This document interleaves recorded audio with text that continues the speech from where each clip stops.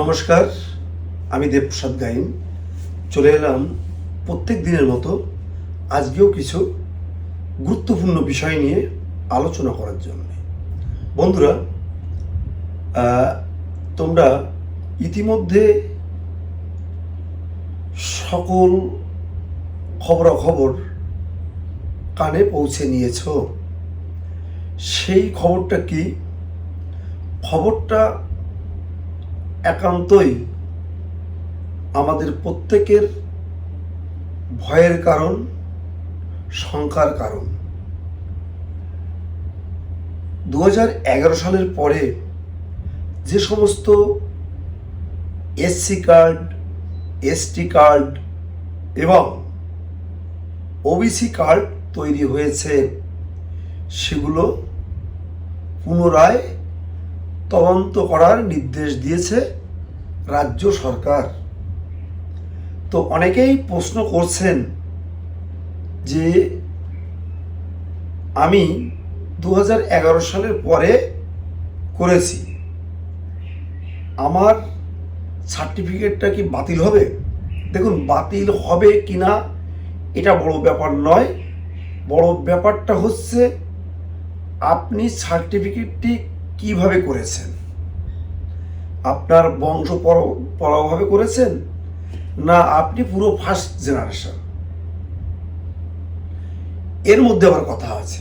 আপনি যদি ফার্স্ট জেনারেশনেই করে থাকেন, আপনার পূর্বপুরুষের কেউ এখনো পর্যন্ত করেনি, হয়তো লাগেনি, বা এত সচেতন ছিল না, বা তাদের কোনো কর্মক্ষেত্রে, কাজের ক্ষেত্রে লাগেনি, যে কারণে তারা এসসি কার্ডটি করেনি।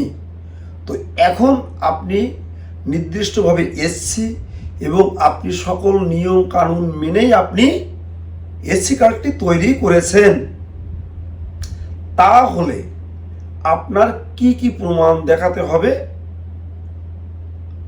আপনাকে কিন্তু 1971 সালের কোনো না কোনো ডকুমেন্টস আপনার পূর্বপুরুষের দেখাতে হবে।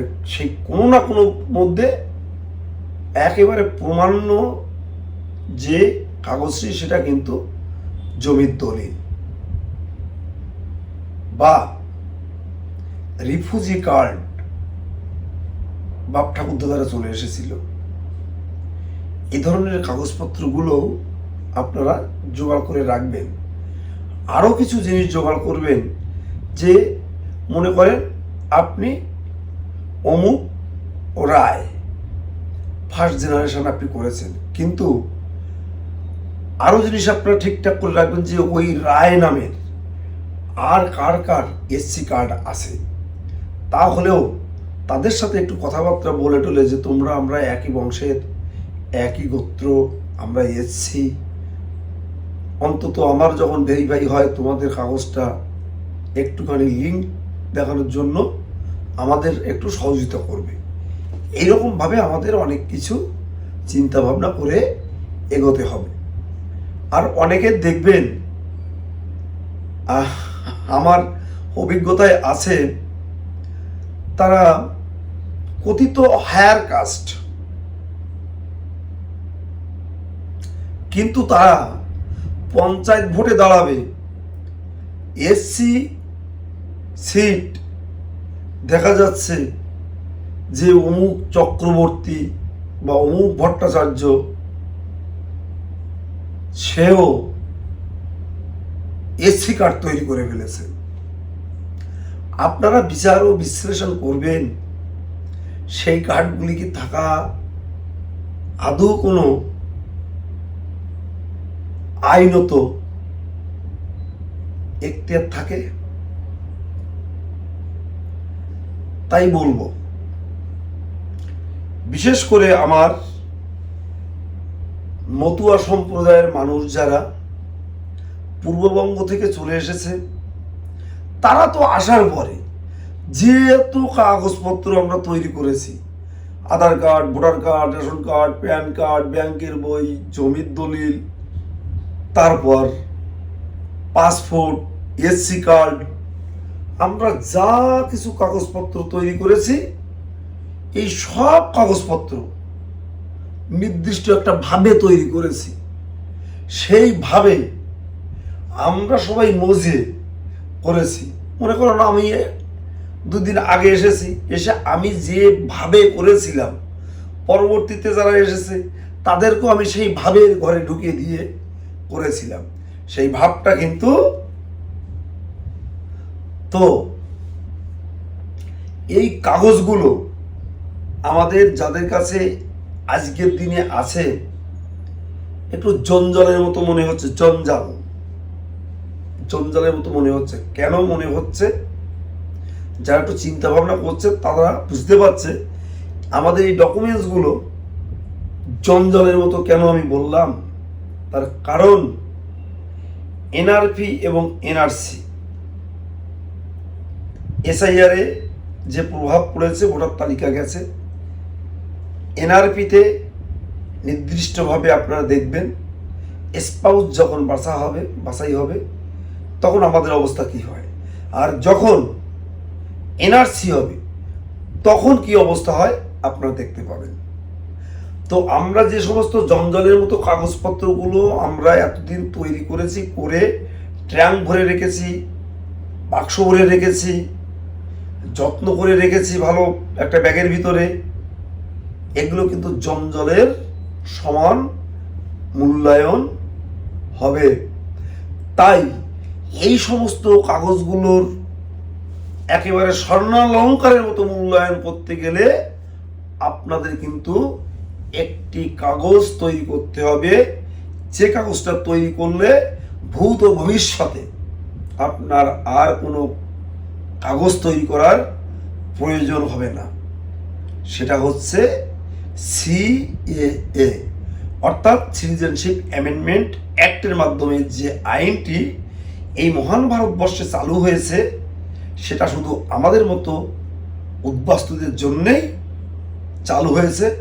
এই দেশের মহান সরকার নরেন্দ্র মোদীজির সরকার, আমাদের অমিত শাহজির সরকার, তারা আমাদের কথা ভেবে আমাদের যে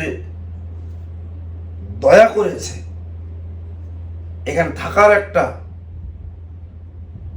নির্দিষ্ট আজীবনকালের একটি বন্দোবস্ত করে দিল, সেটা কিন্তু সিএএ। এই ভারতবর্ষের সর্বোচ্চ যে সম্মানীয় জায়গা, এখানকার সংসদ, জাতীয় সংসদ, সেখানে বিল এনে আমাদের এই উদ্বাস্তুদের কথা ভেবে তারা কিন্তু সিএএটা পাশ করিয়েছিল। তারপরে রাজ্যসভায় পাশ হলো, তারপর প্রধানমন্ত্রীর দপ্তর, স্বরাষ্ট্রমন্ত্রীর দপ্তর এবং সর্বোপরি আমাদের যে রাষ্ট্রপতি আছে তিনি পাশ করলেন এবং সেই বিলটাই সই করলেন। সই করার পর এই আইনটি সারা ভারতবর্ষে ছড়িয়ে পড়ল, অর্থাৎ লাগু হলো। লাগু হওয়ার পর আমাদের মতো উদ্বাস্তু মানুষরা আমরা কিন্তু সিএএ এর মাধ্যমে নাগরিকত্বটা নিতে পারলাম। নেওয়ার পরে আমাদের কিন্তু অনেকেরই ভোটার তালিকায় নাম উঠেছে, অনেকেই আমরা পাসপোর্ট করতে পেরেছি, অনেকেই আজকে চাকরি বাকরির ক্ষেত্রে সেগুলো লাগাবে এবং অনেকেরই আজকে যে কাজটি হবে সেটা হচ্ছে এই যে কাস্ট সার্টিফিকেট। এই কাস্ট সার্টিফিকেটটি বাঁচার একটা বড় অস্ত্র, সেটা হচ্ছে সিএএ সার্টিফিকেট। কারণ আমাদের এই সিএএ আইনে স্পষ্টভাবে বলা আছে, পাকিস্তান, আফগানিস্তান এবং বাংলাদেশ থেকে যে সমস্ত উদ্বাস্তু মানুষগুলো এই মহান ভারতবর্ষে চলে এসেছে, তারা যদি সিএএতে অ্যাপ্লিকেশন করে এবং নাগরিকত্বটা যদি তারা গ্রহণ করে, তাহলে তারা এখানে আসার পর যত কাগজপত্র তৈরি করেছে, এমনকি চাকরি বাকরি পর্যন্ত, কোনো কিছুতে সরকার হস্তক্ষেপ করবে না। আমরা সবাই যারা এই সিএতে আবেদন করেছি, তারা কিন্তু ভালো করে আইনটি পড়িনি, জানি না, সিএ করতে, ও সিএ করেছে, আমি সিএ করবো, সেভাবে করেছে। অনেকে আছে যারা বুদ্ধি বিবেচনায় অনেক এগিয়ে, তারা কিন্তু সিএর আইনটি পড়েছে, দেখেছে যেটা কোনো পার্টি অফিস থেকে পরিচালিত হয় না।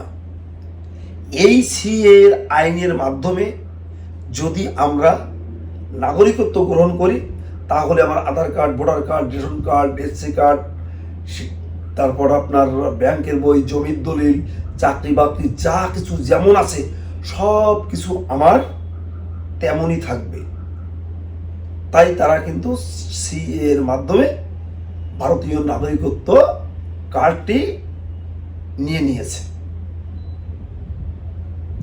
আজকে অন্তত 7-8 জনের বেশি যারা এখানে প্রশাসনে চাকরি করে, পুলিশে চাকরি করে, অনেকে আছে সেনাবাহিনীতে চাকরি করে, অনেকে আছে স্কুল মাস্টার, তারা ভয়ে থরহরিকম্প।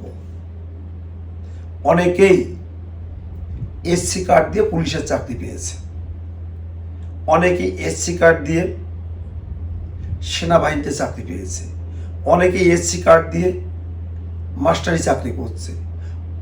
বিভিন্ন সরকারি দপ্তরে এসসি কার্ডটি ব্যবহার করে বা ওবিসি কার্ড বা এসটি কার্ড ব্যবহার করে চাকরি পেয়েছে। তারা যখন রাজ্য সরকারের এই নোটিফিকেশন যখন জারি হলো, দেখেছে যে এই কাস্ট সার্টিফিকেটগুলো ফের ভেরিফাই হবে, তখন তারাও প্রচণ্ড ভয়ে ভীত হয়ে গেছে। বিশ্বাস করবেন কিনা জানি না, পুলিশে চাকরি করে, কেন্দ্রীয় সরকারের চাকরি করে, রাজ্য সরকারের চাকরি করে, প্রশাসনের ভালো পোস্টে আছে, বলছি না, পুরো ফোন করে হাউ হাউ করে কান্না করে দিচ্ছে যে ভাই আমাদের কি হবে, অনেক কষ্ট করে লেখাপড়া করে এই চাকরিটা খুব জুটিয়েছি, বাড়িতে 4-5টা প্রাণ সব আমার এক হাতের পরে, আজকে যদি আমার চাকরিটা চলে যায় আমি কি করে বাঁচবো, আমার সুসাইড করা ছাড়া কোনো উপায় হবে না। একটা ছেলে আরজি করে আছে, ডাক্তার সরকারি, আরো কয়েকটা ছেলে আসলো, তারা স্টুডেন্ট, আরজি করে জওহরলাল নেহরু বিশ্ববিদ্যালয়ে, মানে মেডিকেল, জওহরলাল মেডিকেল কল্যাণীর এদিকে, সেখানকার থেকেও এসছে। 2-3টে ছেলে ডাক্তার হয়ে গেছে, আরো 2-3টে ছেলে তারা স্টুডেন্ট।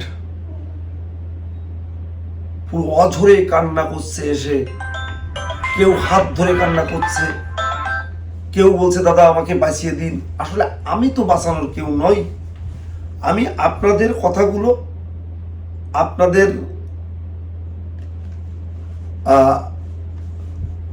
সুখ সুবিধার কথাগুলো, আমি যে সমস্ত নেতৃত্ব আছে, 2-4 জন এমএলএ এমপির সাথে হয়তো আমার একটু যোগাযোগ আছে, তাদের সাথে যতটুকু বলার মতো আমি বলছি। তবে আমার গুরুকবি অসীম সরকারের প্রতি আমার অগাধ বিশ্বাস আছে। আমার আরাধ্য আমাদের কুলগুরু শান্তনু ঠাকুর মহাশয়, সুব্রত ঠাকুর মহাশয়, তাদের পরে আমার দীর্ঘ আস্থা, ভরসা, বিশ্বাস আছে। তারা আন্দোলন করছে, লড়ছে, এই সমস্ত ব্যাপারগুলো তারা দেখছে।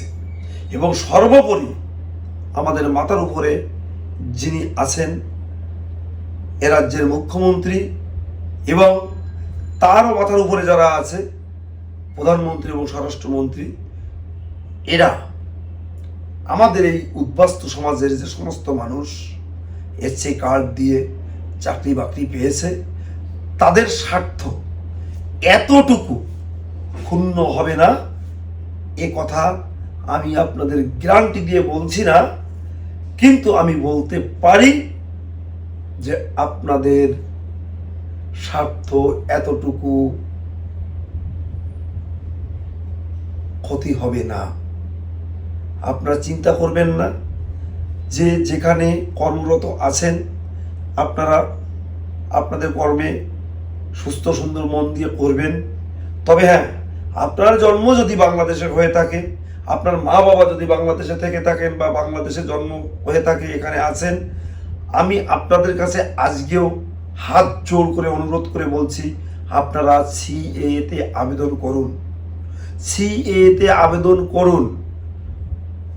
আমি বলছি, ভালো চাকরি করে, ভালো প্রশাসনিক চাকরি করে আরটিও, তার মতো মানুষও কিন্তু সিএএ তে আবেদন করে সার্টিফিকেট নিয়েছে। পুলিশে চাকরি করে, সেনাবাহিনীতে চাকরি করে, মাস্টারমশাই, ডাক্তার, এ ধরনেরও অনেক অনেক আমাদের কাছে এসে আবেদন করে সবাই সার্টিফিকেট পেয়ে গেছে। তাই বলবো, আপনারা কেউ আর কাল বিলম্ব করবেন না, যত সম্ভব যত শীঘ্র পারেন সিএএ তে আবেদন করুন। এটা কোনো রাজনৈতিক দলের এজেন্ডা বাস্তবায়ন নয়, এটা আমাদের জন্য কেন্দ্রীয় সরকার আমাদের দিকে তাকিয়েই করেছে। আপনি যে রাজনীতি করবেন করুন, আপনাকে কেউ বাধা দেবে না, আপনাকে কেউ ডিস্টার্ব করবে না। এই কথাটুকু আমি বললাম, এই কথাটুকু আমি আপনাদের বললাম। আপনারা যদি কেউ সিএএ তে আবেদন করতে চান, আমাকে ফোন করবেন। আমার ফোন নাম্বার 9804682324। আমাদের ভারতবর্ষের যে কোনো রাজ্যে আপনি থাকতে পারেন, আমাকে ফোন করবেন। কিভাবে সিএএ তে আবেদন করতে হবে, আপনার রাজ্যে কোথায় হচ্ছে, আমি খবর দিয়ে দিতে পারবো, আপনার একটা যোগাযোগ করিয়ে দিতে পারবো। আপনি আমার পশ্চিমবঙ্গের যে কোনো জেলাতে থাকতে পারেন, আপনি আমার সঙ্গে যোগাযোগ করবেন। আপনার জেলাতে কোথায় হচ্ছে, আমি আপনাদের সেই যোগাযোগটা করে দিতে পারবো। সর্বোপরি যদি আপনার জেলাতে কাজ শুরু নাও হয়, আমার সঙ্গে আপনি যোগাযোগ করবেন। আমি আমার যতটুকু সাধ্যে কুলায় আমি আপনাদের সিএএ তে আবেদন করে দেব, এই গ্যারান্টি আমি দিলাম। আমার ফোন নাম্বার 9804682324। তো বন্ধুরা, তোমরা যারা প্রত্যেক দিন আমার এই প্রতিবেদন দেখো, তোমাদের বলবো তোমরা চ্যানেলটিকে সাবস্ক্রাইব করে দিও। নতুন বন্ধুরাও চ্যানেলটিকে সাবস্ক্রাইব করো, তাহলে প্রত্যেক দিন সিএএ বা বিভিন্ন সম্পর্কে আপনারা জানতে পারবেন আমাদের চ্যানেলে। তো শহর বন্দর গ্রামগঞ্জে যে যেখানেই আছো, সবাই ভালো থেকো, সুস্থ থেকো, সুন্দর থেকো। আজকের মতো সবাইকে আমার প্রাণঢালা অভিনন্দন, শুভেচ্ছা, ভালোবাসা জানিয়ে এবং বয়োজ্যেষ্ঠদের প্রতি আমার প্রণাম জানিয়ে আমার বক্তব্য এখানেই শেষ করলাম।